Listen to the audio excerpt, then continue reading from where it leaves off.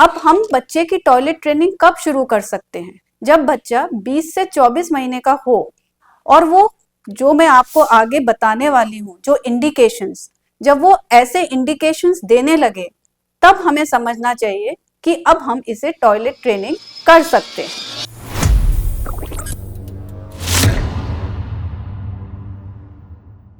नमस्कार दोस्तों, मेरा नाम डॉक्टर जय प्रतिभा वार्ष्णे है और मैं नोबल हॉस्पिटल में बाल रोग एवं नवजात शिशु रोग विशेषज्ञ हूँ।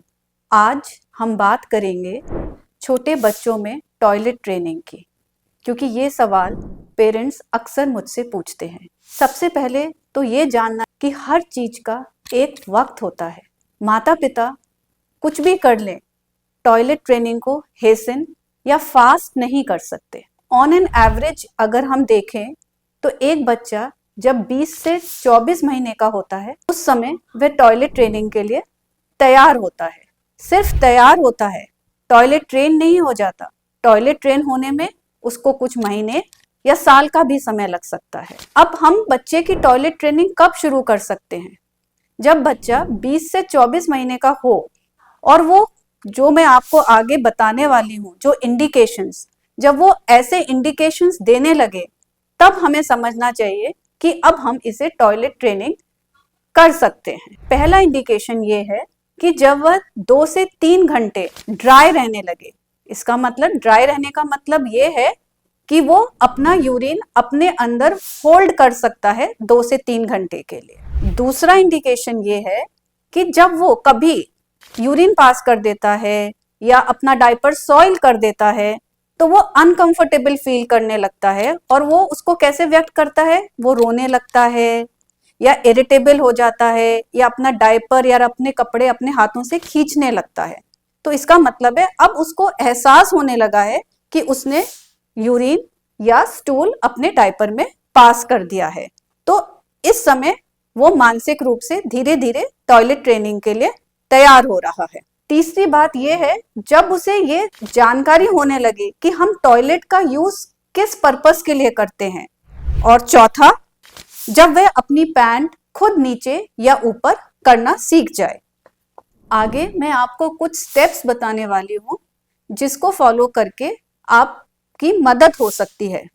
तो सबसे पहले जब आप डिसाइड करते हैं कि आपका बच्चा टॉयलेट ट्रेनिंग के लिए तैयार है, तब सबसे पहले आप बाजार से जाके पॉटी सीट खरीद के लाएं। पॉटी सीट्स 2 तरह की होती हैं, एक जो मेन कमोड पे लग जाती हैं और दूसरी जो अलग से हम कमरे में रख सकते हैं। मेरा सुझाव है कि आप दोनों ही खरीद लें और उस पे कुछ अच्छे चित्र बने होने चाहिए, कुछ स्टिकर लगा होना चाहिए और अगर पॉसिबल है तो आप उस पे बच्चे का नाम भी लिख दें, जिससे बच्चा उनसे आइडेंटिफाई कर सके और बच्चे को चूज करने दे कि उसको कौन सी सीट यूज करनी है। इसके बाद दूसरा स्टेप है कि आप घर में बच्चे को बगैर डायपर के रखें, जिससे बच्चा जब भी गलती से अगर अपने डायपर में यूरिन या पॉटी कर देता है तो उसे एहसास हो कि उसने फ्लोर गंदा कर दिया या उसने ड्रेस गंदी कर दी। अगर वो डायपर ही पहनता रहेगा तो वो ट्रेन होने में मुश्किल होगी। इसके बाद बच्चे से कभी बार बार ये ना पूछें कि बच्चे आपको टॉयलेट जाना है। अगर आप ऐसे बार बार पूछेंगे तो वो मना ही करेगा। इसकी जगह आपको ध्यान देना है कि बच्चा कुछ क्लूज दे रहा है क्या।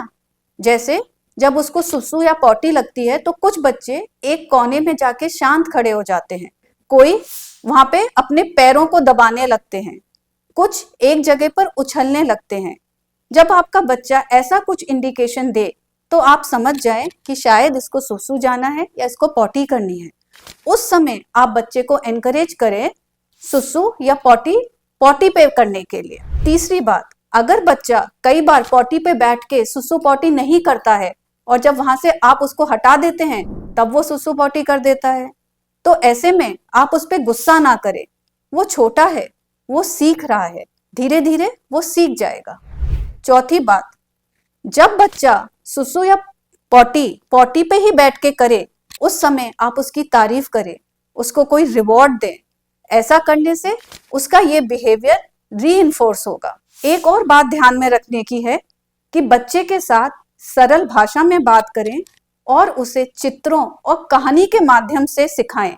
बच्चे कहानी के माध्यम से बहुत जल्दी सीख जाते हैं। सबसे जरूरी बात है कि आपको धैर्य रखना होगा।